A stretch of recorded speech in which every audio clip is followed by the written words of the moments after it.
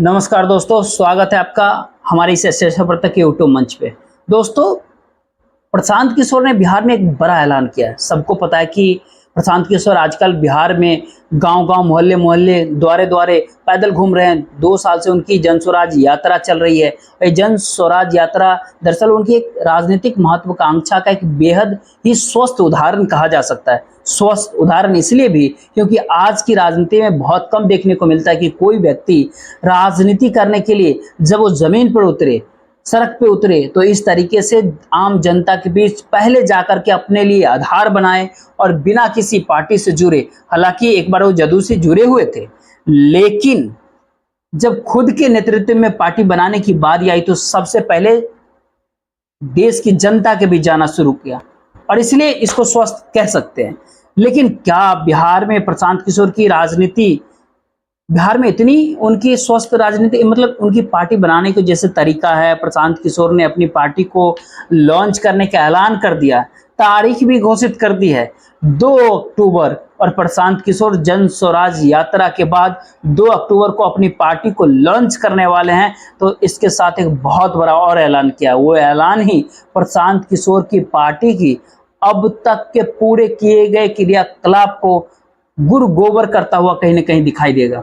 इसलिए गुरु गोबर करता हुआ दिखाई दे रहा है क्योंकि प्रशांत किशोर तो जाति धर्म से ऊपर उठ करके बिहार में राजनीति करने की बात करते हैं। तेजस्वी यादव को 9वीं फेल बताते हैं, उनके शिक्षा पे सवाल उठाते हैं, नीतीश कुमार की नीतियों पे सवाल उठाते हैं कि आखिरकार आप 20 साल से मुख्यमंत्री हैं। 20 साल पहले बिहार देश में सबसे निचले पायदान पे था, आज भी सबसे निचले पायदान पे क्यों है? भारतीय जनता पार्टी पर सवाल करते हैं। यहाँ तक तो बात ठीक लग रही थी कि आप पार्टी बना रहे तो सबको एक एक कमजोर नस जो है उसके ऊपर आप सवाल खड़ा करते हैं। लेकिन सवाल उठता है कि जब जाति धर्म से ऊपर उठ करके राजनीति करने की बात खुद प्रशांत किशोर करते हैं तो फिर ये ऐलान करने के लिए कैसे वो निकल पड़े कि बिहार के 243 विधानसभा सीटों में से करीब करीब 1/3 पर, यानी 75 कैंडिडेट मुस्लिम समुदाय से प्रशांत किशोर टिकट देंगे, यानी 75 मुसलमानों को बिहार में विधानसभा का टिकट देंगे। ये ऐलान प्रशांत किशोर करते हैं। एक दौर में बिहार में मुस्लिम मुख्यमंत्री की बात करते हुए बिहार में ताला चाबी लेकर के रामविलास पासवान घूम रहे थे, 29 विधायक जीत करके आए थे। वो कह रहे थे कि बीजेपी के बाहर जो भी मुस्लिम मुख्यमंत्री बनाएगा उसके ही उनकी पार्टी समर्थन करेगी। उनकी पार्टी के विधायक फिर पहुंच गए बिहार विधानसभा का। फिर क्या हुआ वो तो उसकी बहुत एक लंबी चाबी उनके हाथ से छिन गई थी 2005। अब प्रशांत किशोर 75 बिहार के मुस्लिम उम्मीदवारों को टिकट देकर ये बात करके, ऐलान करके किस प्रकार की राजनीति कर सकते हैं सबको समझ में आता है। कल को प्रशांत किशोर कहेंगे कि 150 उम्मीदवारों को टिकट दे रहे, मुस्लिम उम्मीदवार, हिंदू उम्मीदवार, क्या होता है? आखिर ये कौन सी राजनीति कर रहे हैं कि जमीन पर जाकर के लोगों के बीच जाति धर्म से ऊपर उठने की बात करना।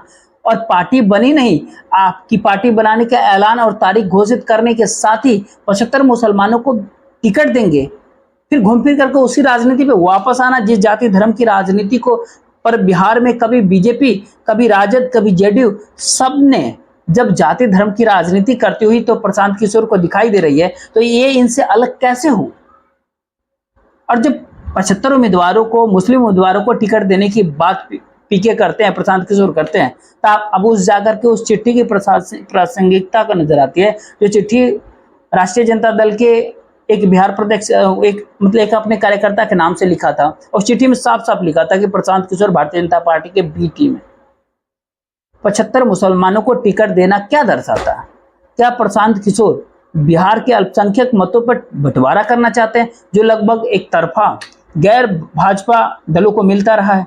एनडीए के भीतर अगर मिलता है तो जेडीयू को भी मिलता है, तो बीजेपी को नहीं मिलता है। ये बात सही है कि बिहार का मुस्लिम मतदाता आज के दौर में कंफ्यूजन की स्थिति में, लोकसभा के नतीजों को अगर देख करके ऐसा लगता है कि राष्ट्रीय जनता दल के मुद्दे की बात नहीं कि बिहार के भीतर बीजेपी को रथ को रोक सके। ये बात बिहार के मुसलमानों को बड़े हिस्सों को पता है। लेकिन प्रशांत किशोर के पास ऐसा कौन सा लॉजिक है, कौन सा वोट बैंक उनके पास पहले से है जिसमें मुस्लिम वोट बैंक जुड़ जाएगा? वो वोट बैंक के साथ प्रशांत किशोर को 122 प्लस सीट आ जाएगी बिहार विधानसभा के चुनाव में।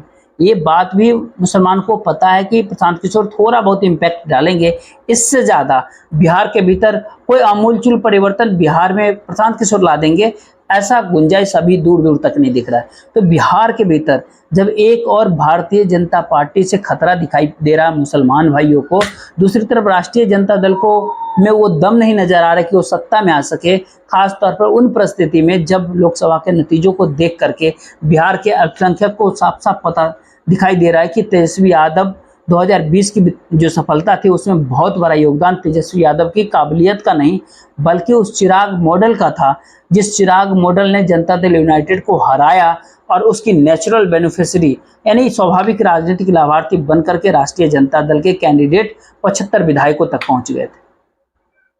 ये बात बिहार के मुसलमानों को दिखने लगा। मुसलमान नए सिरे से एक रणनीति बना रहे हैं कि बिहार में वोटिंग कैसे की जाए। ध्यान दीजिए, बिहार के मुसलमानों को प्रशांत किशोर से दिक्कत नहीं है, पहली बात है। बिहार के मुसलमानों को तेजस्वी यादव से भी दिक्कत नहीं है। फिर बिहार के मुसलमानों को नीतीश कुमार से भी दिक्कत नहीं है।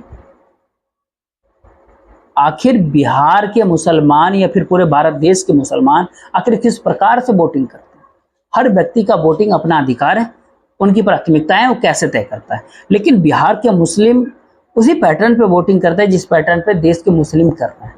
बिहार की परिस्थितियां थोड़ी दूसरी अलग स्थिति की, कैसे भारतीय जनता पार्टी को बिहार के भीतर रोका जाए, इस रणनीति के तहत देश के मुसलमानों को एक नए तरीके से अपनी स्ट्रेटेजी को तैयार करते हैं। उत्तर प्रदेश के भीतर आपने देखा कि तमाम कार्रवाई के बावजूद भी, उस गतिविधियों के बावजूद मुसलमान 3-4 साल से चुप पड़े हुए थे। आखिर किसी भी प्रकार के प्रतिक्रियावादी कार्रवाई जैसी कुछ भी नहीं, कोई रिएक्शन नहीं, कुछ भी हो जाए, तमाम तरह की जलालत भी उनको झेलने पड़ा, तमाम तरह से बुलडोजर गतिविधियों को, सब कुछ को झेलना पड़ा, लेकिन कोई रिएक्शन, चुप हो गए, सब बर्दाश्त करते रहे और इलेक्शन के दिन चुपचाप निकल करके उस गठबंधन को वोट किया जो पीडीए के नाम से अखिलेश यादव और राहुल गांधी ऐलान कर। दलितों का वोट बहुत बड़ी संख्या में है इंडिया गठबंधन।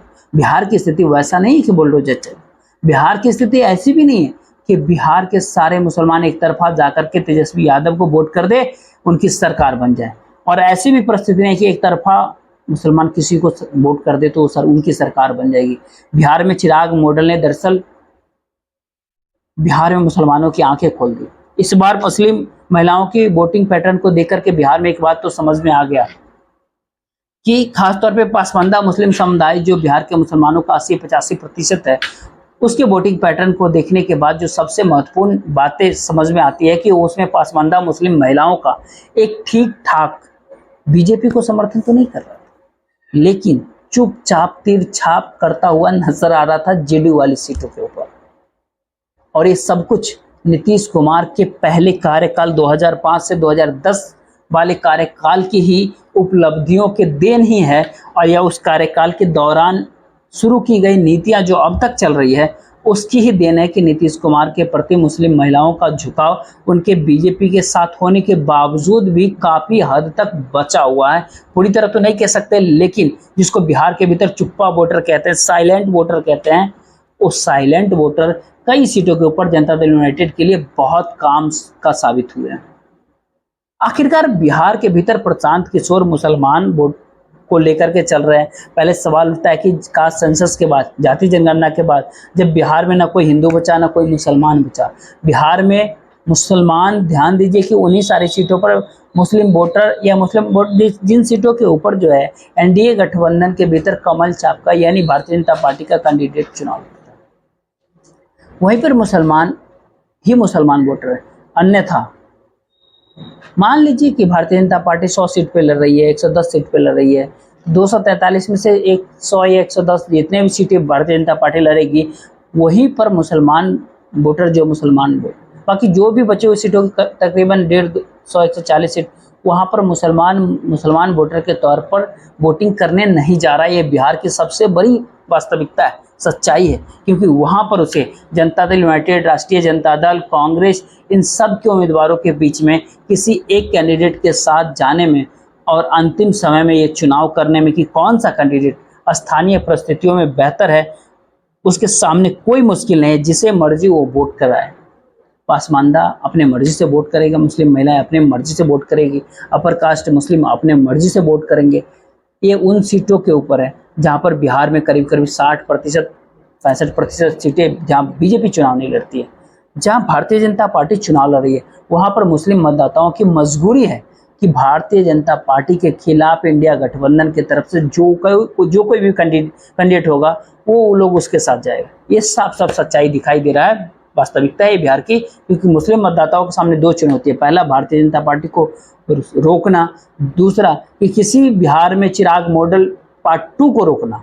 मुस्लिम मतदाताओं के बहुत बड़े तबके में प्रशांत किशोर को भी चिराग मॉडल पार्ट 2 के तहत बिहार में कुछ लोग देखते हुए नजर आए। जो बिहार की राजनीति गलियारों से खबर चलती है, तब चिराग मॉडल पार्ट 2 के मॉडल को बिहार में रोकने के लिए मुस्लिम मतदाता एक अहम भूमिका इसमें सामने आकर के दिखा सकते हैं, जो आमतौर पे ये ऐसी खबरें चल रही है। एनडीए को सत्ता में आने से भी रोक सकती है, ये मुस्लिम मतदाताओं के एक बहुत बड़े तबके के दिमाग में ये बात घर कर गई है। जो जब तक बिहार में नीतीश कुमार और बीजेपी साथ में है, तो एनडीए को सत्ता में आने से रोक नहीं सकते। और जब वो रोक नहीं सकते तो फिर भारतीय जनता पार्टी को सिंगल लार्जेस्ट पार्टी क्यों बनने दिया जाए? क्यों ना जेडीयू सिंगल लार्जेस्ट पार्टी बन जाए? Bharatiya Janata party B team बन करके वहां पे चुपचाप शांति से सरकार के भीतर रहे। ये कोशिश जो है, ये रणनीति बिहार के भीतर माइनॉरिटी वोटर्स के बीच ठीक ठाक तरीके से, यानी ये नहीं कह सकते बहुत बड़े हैं, लेकिन इस परिस्थिति के भीतर जब मुस्लिम मतदाता खुद को इंडिया गठबंधन और एनडीए के भीतर जेडीयू, ताकि भारतीय जनता पार्टी को एनडीए के भीतर भी छोटी पार्टी बना करके रखे और बिहार विधानसभा में भी छोटी पार्टी बना करके रखे। भारतीय जनता पार्टी 74 विधायक वाली पार्टी न बने, इसको रोकने के लिए मुस्लिम मतदाता अलग रणनीति पर बिहार के भीतर चल रहा है। उसमें अगर प्रशांत किशोर ऐसी बातें कहते हैं तो सवाल उठता है कि बुलेट ट्रेन गुजरात को क्यों, बिहार को क्यों नहीं? बिहार से सारे मजदूर जाते हैं। इस तरह की राजनीतिक जो होता है ना, जब साध्य और साधन की पवित्रता जो होती है ना, संदेह के घेरे में जब पड़ जाता है। आखिर महात्मा गांधी कहते थे कि किसी भी प्रकार से किसी भी तरह के मुहिम को आगे बढ़ाने के लिए साध्य और साधन की पवित्रता होना चाहिए। प्रशांत किशोर जो सैद्धांतिक तौर पे जो बातें घूम घूम करके कह रहे थे, अब वो कहने लगे कि हिंदू इतने कैंडिडेट, मुस्लिम इतने कैंडिडेट, आप कह रहे हैं इतने मुस्लिम कैंडिडेट देंगे। ये क्या चल रहा है? खुलेआम कहते हैं कि 75 मुस्लिम कैंडिडेट देंगे। तो इस तरह की बातों को, कॉन्ट्राडिक्टरी बातें जो उनकी पूर्व की बातों से बिल्कुल उलट दिखाई दे रही है। दरअसल प्रशांत किशोर अपनी राजनीति को शुरू होने से पहले ही खतरे में बिहार में डालने जा रहे हैं। बिहार के अल्पसंख्यकों के सामने जो विकल्पहीनता की जो स्थिति है, वो विकल्पहीनता की स्थिति में प्रशांत किशोर तब तक अल्पसंख्यकों के विकल्प नहीं बन सकते जब तक उनके पास कोई कोर वोट बैंक ना हो। आज के दौर में कोई वोट बैंक प्रशांत किशोर के साथ नहीं है बिहार के भीतर। और मुसलमानों की सहानुभूति लेने के लिए वो क्या कहते हैं कि लोकसभा चुनाव में मैंने कैंडिडेट खड़ा नहीं किया, यानी कैंडिडेट खड़ा करके भारतीय जनता पार्टी का वोट, यानी विपक्ष का, यानी इंडिया अलायंस का वोट काटने की कोशिश नहीं किया। ये ऐसी बातें उनके मुख से आ रही हैं। लेकिन विधानसभा चुनाव में कैंडिडेट खड़े करेंगे तो क्या जनता में ये मैसेज देंगे कि बीजेपी का वोट काटा जा रहा है? और खास तौर पे जब 75 मुस्लिम समुदाय के कैंडिडेट होंगे तभी संदेश नहीं जाएगा कि बीजेपी को मदद करने के लिए जो आरजेडी की एक चिट्ठी आई, उस चिट्ठी हद तक सही। कई सारे सवालों के जवाब प्रशांत किशोर को अब देना होगा जनता के बीच कि आखिरकार वो ये कहने की नौबत उनको क्यों आई कि 75 मुसलमानों को टिकट देंगे। मुस्लिम मतदाता ही सबसे ज्यादा कंफ्यूज है इस बात को लेकर। ये बात प्रशांत किशोर ने कैसे कह दी? साध्य और साधन की पवित्रता कहाँ चली गई? जब धार्मिक आधार पर टिकट दिया गया, मुस्लिम रिप्रेजेंटेशन की बात करने में कोई बुराई नहीं है। मुस्लिम रिप्रेजेंटेशन बढ़ना चाहिए, उससे कोई इनकार नहीं कर सकता। लेकिन बढ़ाने की बात क्या उस दौर में उचित है जिस दौर में समूचा विपक्ष एकजुट होकर के भारतीय जनता पार्टी के चुनावी हिंदुत्व और नफरत की बुनियाद पर खड़ी हुई चुनावी रणनीति के साथ टकराता हुआ दिखाई दे रहा है? कई सारे सवाल हैं इस दौर में जिसको खुद मुस्लिम समुदाय भी उस बात से संतुष्ट नहीं होगा। बाकी दूसरे समुदाय संतुष्ट होने की बात ही छोड़ दीजिए। बिहार वो दिल्ली नहीं है जहां अरविंद केजरीवाल ने शीला दीक्षित के खिलाफ एक लोकप्रिय आंदोलन कर, राजनीतिक आंदोलन का नेतृत्व किया और उससे सत्ता हासिल करी। वो दिल्ली थी, शहरी क्षेत्र था, शहरी दिल्ली, जहाँ शहरीकरण 95% से अधिक है, शहरी आबादी 95% के आसपास। ये बिहार है जहाँ शहरी आबादी 10-12% है, 88-90% ग्रामीण आबादी है। इस सच्चाई को, इस वास्तविकता को समझे बिना प्रशांत किशोर बिहार में कामयाब हो पाएंगे? देखते रहिए। शुभकामनाएं तो उनके साथ है, सभी राजनीतिक दलों के साथ जैसी होती है, लेकिन बिहार के एक नागरिक के तौर पे उनकी शुभकामनाएं हैं। लेकिन परिस्थितियां बिहार की ये है कि प्रशांत किशोर ने अपनी मुहिम को शुरुआत होने से पहले ही कहीं ना कहीं सवालों के घेरे में जाकर खड़ा कर दिया है। बाकी इस वीडियो को ज़्यादा से ज़्यादा लोगों तक शेयर कीजिए, वीडियो को लाइक कीजिए, चैनल को सब्सक्राइब कीजिए।